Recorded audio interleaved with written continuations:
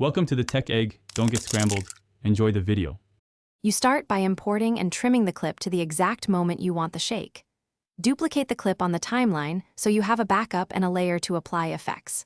Once done, make sure the project frame rate is appropriate, lower for cinematic jolts, higher for quick tremors.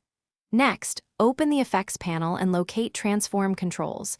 You'll use position, rotation, and scale. These are the first actionable controls to simulate camera movement rather than relying on a preset. Now you'll create the shake by keyframing small, rapid changes.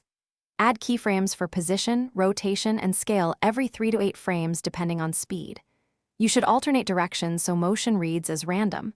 Left, right, up, down with tiny offsets, 3 to 15 pixels and a half to 2 degrees rotation. Once keyframes are placed, apply easing or adjust the curve handles so transitions feel organic. Linear jumps look fake. Also add slight scale pops to mimic camera compression and release. Finish by softening the effect and checking output.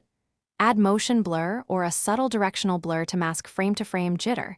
This makes the shake read as continuous movement. Preview at full resolution and tweak amplitude. If viewers feel seasick, reduce the offsets or increase easing. If you see black edges from position keyframes, enable uniform scale, feather the clip edges, or extend the canvas with a blurred background.